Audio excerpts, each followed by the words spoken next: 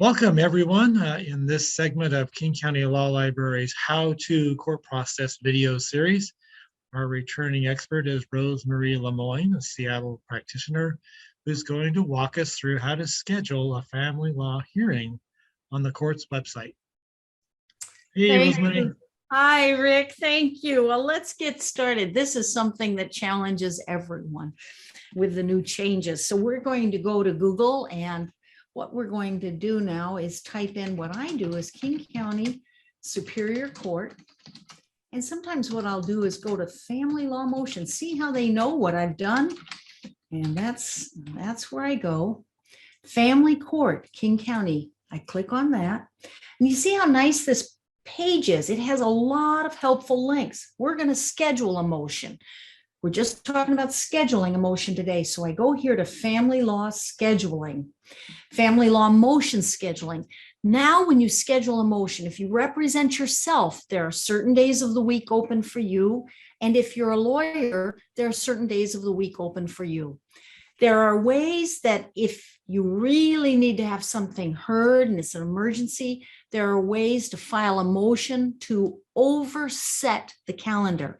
That's a little more advanced. We're not going to talk about that today. We're going to look at just scheduling that motion. So you'll see the court has a nice welcome page, and they want you to have completed your motion paperwork. I'm going to pretend today that you're doing a motion to obtain child support, and you're going to do a motion to enforce a child support order, maybe two motions in the same case. So let's look at this because I want to show you about scheduling. If you've got two motions, you need to schedule two hearing slots. So Rick, what case number am I going to use? You're going to give me that test case number, aren't you? That's right. So, Rosemarie, we have a test case number that's also used in other areas of testing for the court. So when you're ready, I can give that to you. Okay, let's first, thank you, Rick. And we're first, as you see, we've done our paperwork for our two motions and our location. Is yours a Seattle case or a Kent case? Now, Seattle or Kent is determined by where you live and where the other person lives in King County. If you look on the first page of any document, you can see the case number. If it ends in SEA, you're a Seattle case. If it ends in KNT, you're a Kent case. So let's pretend for this one, we're a Kent case because you see, I think that magic number that the librarian Rick is going to give me is 023-99999-9, Kent? That's correct. Yes, sir. So I'm going to go to Kent, and this is what I'm going to look at. I'm going to pretend that I am representing myself and I am scheduling a motion in family court. In family court, you have to provide 2 weeks advance notice of the hearing. Now, when you count the 2 weeks, you get to count weekends and holidays. You also are going to have to add on some time to deliver a copy to the other party. So let's look what Kent has in May. Uh-oh, boy, is it crowded. So we're looking for representing ourselves. Self-represented motions. My first day actually is June 1. I'm going to pick June 1. Now, you might ask, what are these other things? Motions without oral argument at 8:30 in the morning.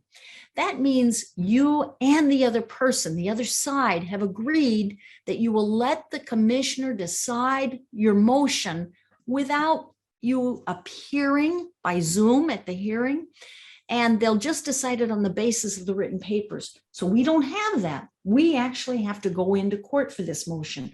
So, and let me just digress to let you know what TBA motions are. That's trial by affidavit. When you modify child support, that's called a trial by affidavit. So that's not us today. We're a self-represented motion. Now we've got our case number, and that's the magic number that librarian Rick has so graciously provided. And that's 99959. One more 9. Self-represented motions, we're going to be June 1st at 1 p.m. The hearing type, here's where you go. It's a family law motion. You have to click that. Then let's look at our subtypes, what we've got. First motion we're going to do is, as we said, that motion to obtain child support. That's called a temporary order if you're not already divorced. And that would actually be what you would be filing, temporary orders.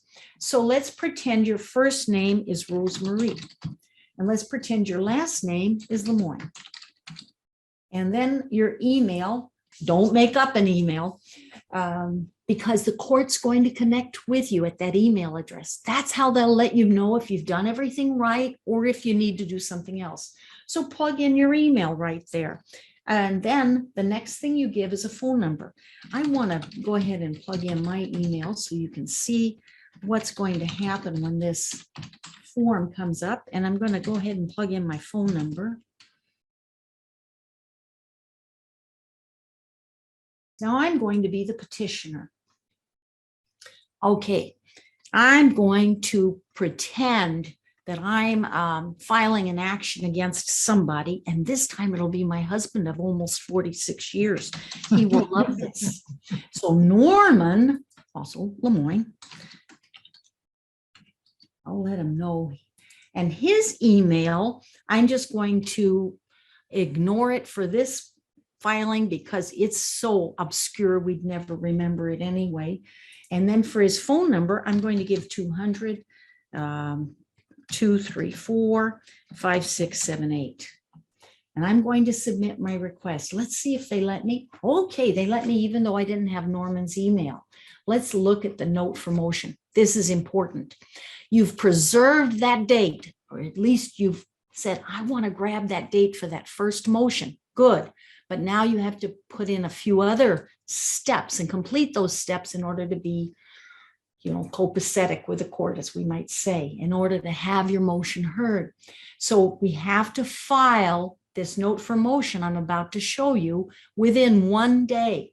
If you read this, it's amazing. So you've reserved a spot on the Family Law Motions calendar, June 1 at 1 p.m. You are required to file your notice of court date by the close of the next business day to keep that date, to keep that reservation.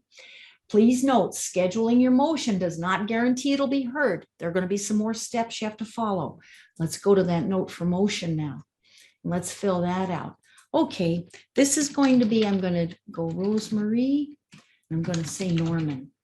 And my name is Rosemarie. I don't have an attorney. The court can contact me at, and then explains how to contact the other person. I'm asking for temporary orders. Now, what the court is asking you to fill in here, the filed date, is the date you are going to file this notice of court date. Let's do it today. Don't wait. Always get these things done right away so you don't lose that spot. Because as you can see, the court is quite crowded with hearings and you want to be sure to do this right away. So today is May 12th, 2022. Let me see, I like to put in 2022, and I am filing today. Does anyone need an interpreter? You see, the court will provide an interpreter free of charge if you need an interpreter, and you can check this box that you see here beneath the motions that you're asking the court to resolve. Then we go down, there's Norman's name and the date for the hearing and the time of the week. Let's check that. Remember to look at every box to see, do I need to check that box? Well, yes, we do. Family law motion, self-represented calendar. And then I'm going to sign it. Now, signing is important because you actually have to sign, print it off and sign it if you are representing yourself. If you are an attorney, you can sign like this, /S/ Lemoyne. But if you are not an attorney, and I'm pretending I'm not an attorney here, I would have to print this off and physically sign it and then scan it back into the computer. The library can scan for you. There's a small fee for it. The public libraries also, as I understand it, King County Library System will do this for free. So there are some resources there to help you with the scanning so that you do sign this properly. And then the date, today's date, 5/12/22. Then we're going to go here, self-represented parties only. I want to receive documents from the other party at. So you can decide. Lawyers, we have to receive by email. If you represent yourself, though, you can say, I'll accept by email, or I'll accept at my home address, or this address of my mother, my father, or another person. But you just have to make sure you monitor the address you provide, because people are going to be trying to contact you. I'm going to check the email address. And then you see we have to fill out in the boxes below Norman's address, what city he lives in, what his email is, and what his telephone number. Now, bear in mind, sometimes if it's a parenting plan motion, you may have a guardian ad litem. If you have a guardian ad litem who's been appointed in your case, they have to receive notice of everything you do. And so you'll use one of those boxes for the information for the guardian ad litem, and then you'll make sure you deliver a copy to that person. Then we go down, we've scheduled our hearing. We're going to complete, keep looking at this, read it, see what it says about your Zoom hearings, and you'll see that a link will be provided for you 2 days before your hearing. The check-in is 1 p.m. When you check in for your hearing, remember that your name must be showing on your check-in as your real name, not a nickname, and that you must appear in person for that. On the Zoom for that. And just be sure your name is actually your real name and not, the most wonderful person in the world or whatever nickname you'd like to give yourself. Then you've picked the hearing date. The response will be due, and the timing for the response, 5 court days. That means you don't count weekends, you don't count holidays. The other party, Norman, will respond to me about my motion. I get to do a reply then when I receive Norman's paperwork, and my reply is due by noon, 3 court days. Now, this is very important. In the old days, pre-COVID, we used to call the court or go online and confirm that we were coming in, so the court knew, okay, that hearing you reserved, you really are coming for. Not now. Now we have a working papers list we must complete. I complete that list when I file my motion, and then I complete it again when I file my reply if I'm the moving party. And it's required of both sides in order to confirm the hearing and to go forward with the hearing. It's very important. There's another video the library has that you can look at that'll help you do that. Then you just look to that and prepare. I would go ahead and prepare my submission list, and you're ready to file. You should have your motion with it, and you should have any declaration. That's your statement saying that I definitely want to proceed with this. I want to go back now because we're going to do one other motion. If you have 2 motions in the same case, for example, a motion to enforce a child support order and a motion to enforce a child support order that is already in existence, and a motion to modify the parenting plan. Let's just pretend we're going to do 2 different things like that. You're going to have to reserve 2 spots on the calendar. And so I'm going to leave this site, and let's see, I'm going to go back, and I want to go back to the calendar and see if I can grab another hearing right on that same day. Now we're going to pick a date for other hearing, which is going to be a motion to enforce a child support order. We're still in Kent, and we have to look to self-represented motions. Now, we saw there was one for the 1st, but that already is full, and we couldn't pick that date. Let's go down to the 22nd of June.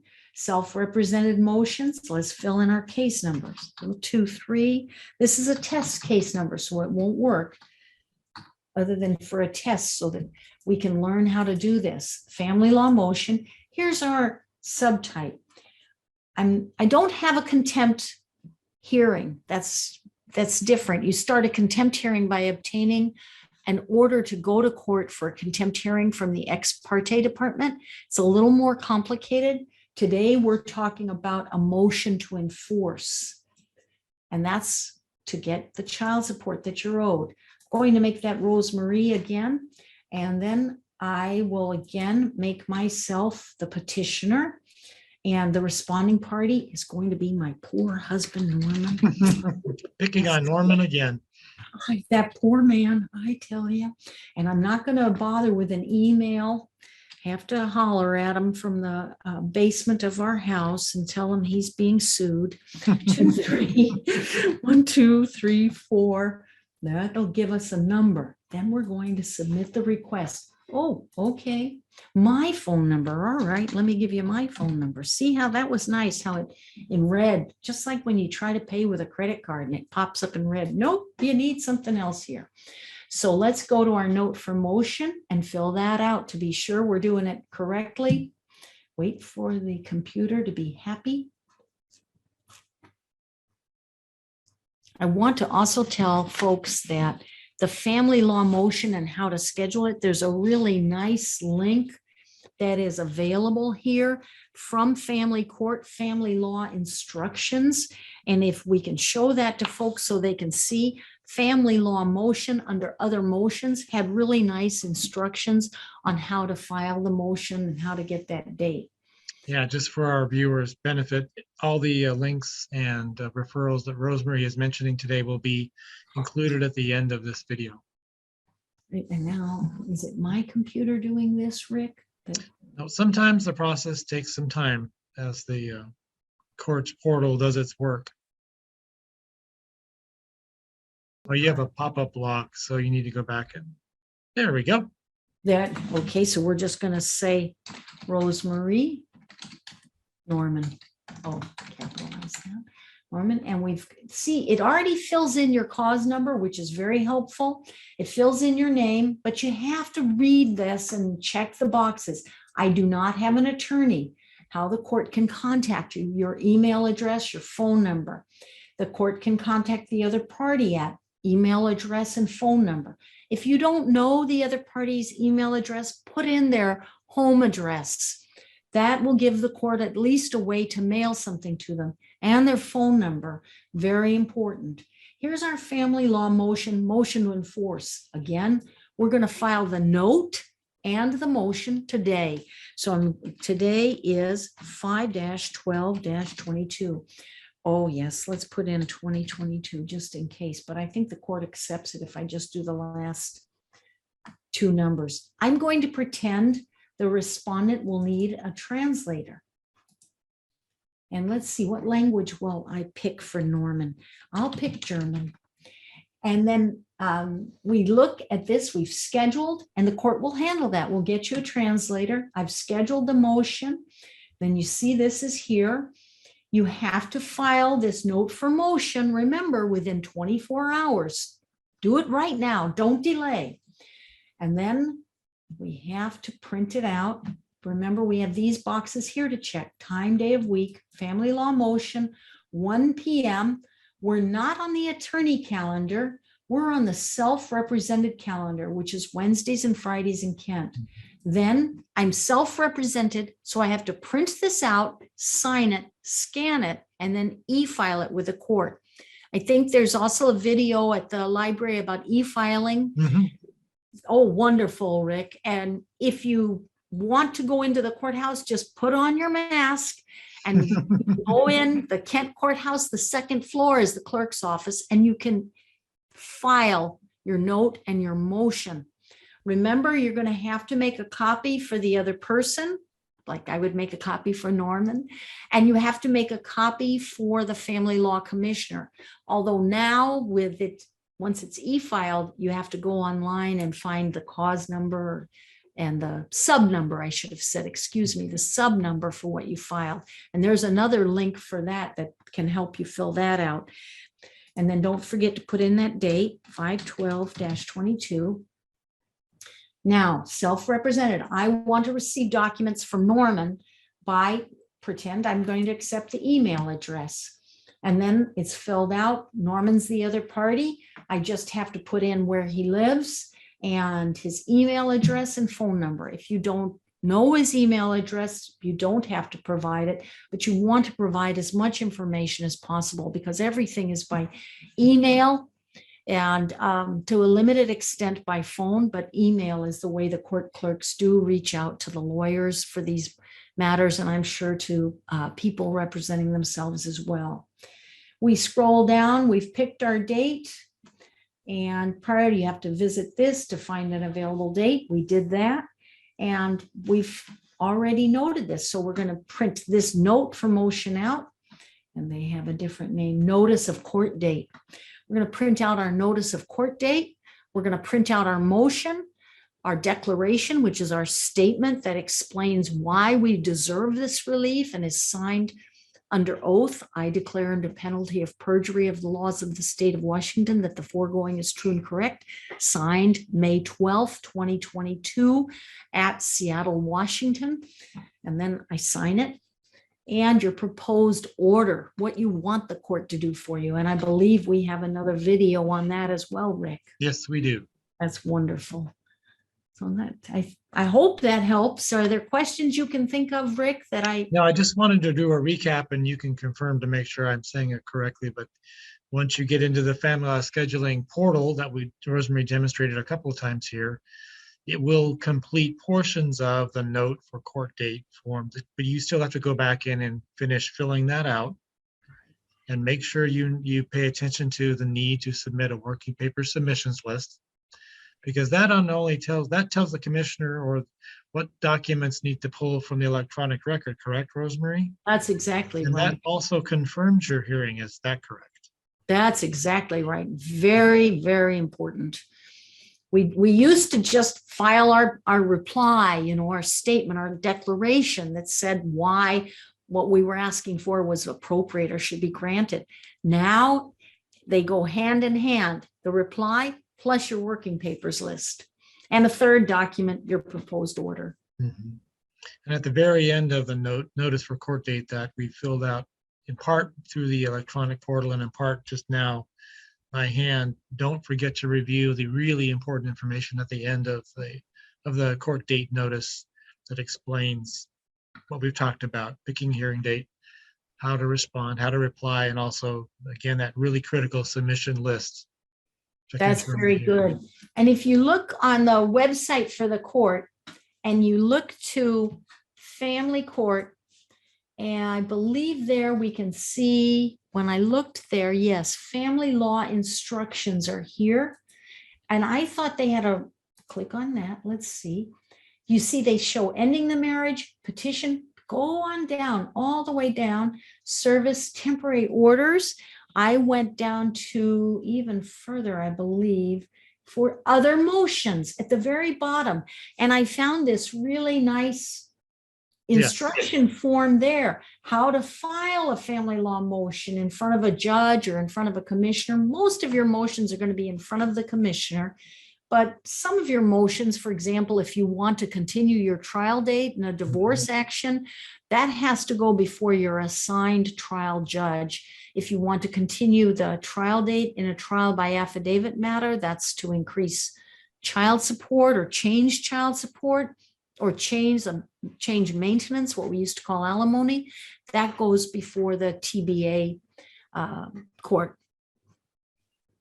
Thank you very much, Rosemary. That was a big help, and hopefully our viewers out there have a better understanding of how to use the scheduling portal from King County Superior Court. Oh, it was my pleasure. Thank you, Rick. Thank you to the library. You provide such great assistance to everyone. It is wonderful. You are a great resource. Thank you. Thank you, Rosemary. Bye-bye. Bye, Rick. See you next time. See you next time.